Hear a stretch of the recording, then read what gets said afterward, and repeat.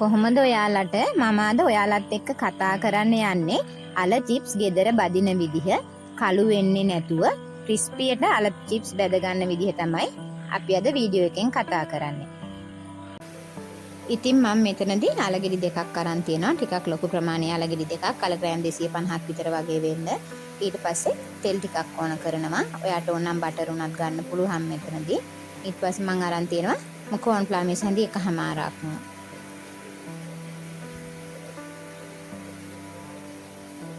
මම දැන් මේ අලගෙඩි ටික හතරස් කරලා කපා ගන්නවා ඉස්සරලම.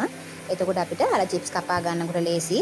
ඒක ප්‍රමාණයෙන් ගන්න ඕන නිසා මෙහෙම වටේට අල රවුම් වටනේ තියෙන්නේ. ඉතින් හතරස් කරගත්තාම අපිට එක ගානකට කපා ගන්න පුළුවන්.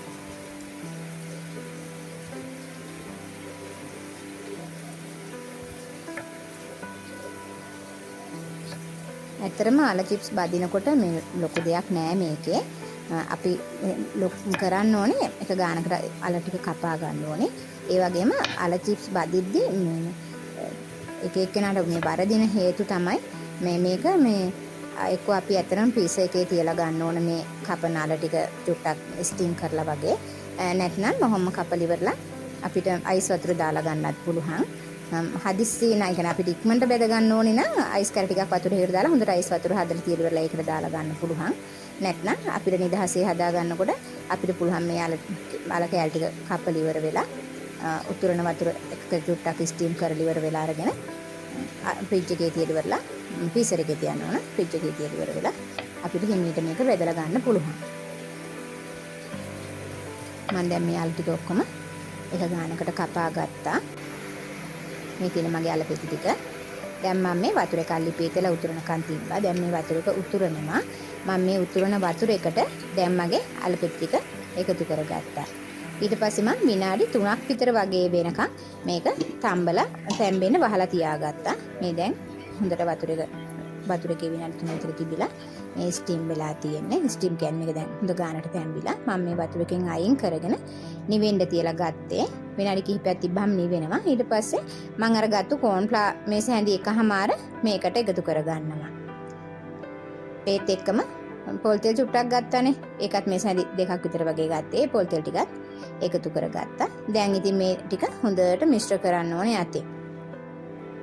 ඔක්කොම අල කූරු වල ගෑවෙන විදියට කෝන් ෆ්ලවර් ටිකයි අපි එකතු කරගත්ත තෙල් හෝ බටර් ඒ ටිකයි ඊට පස්සේ අපි ෆ්‍රීස් වෙන්න තියන්න ඕනේ. මේක වහන්න පුළුවන් බකට් එකක් වගේ එකක් මම මේ කප් එකක් ගත්තේ.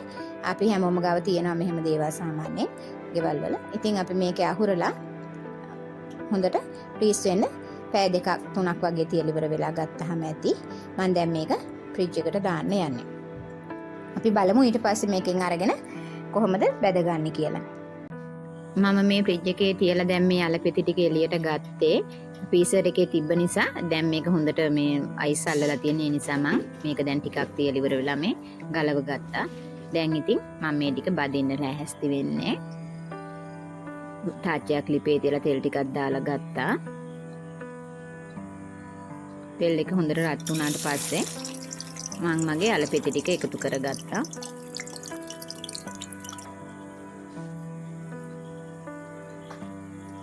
මේ විනාඩියක් දෙකක් බැදෙනකොට ඇති.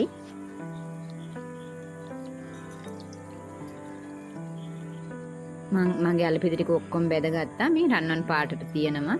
ඉතින් මම ලුණු කුඩු ගම්මිරිස් කුඩු චුට්ටක් එකතු කරගත්තා.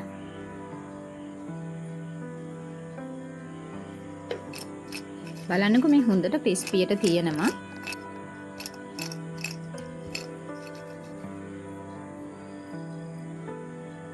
දැන් ඉතින් කන්න තමයි තියෙන්නේ. ඉතින් මාත් එක්ක එකතු වෙච්ච ඔයාලට බොහොමත්ම ස්තුතියි. අලුත් වීඩියෝ එකක් එක්කලා එකතු වෙමු.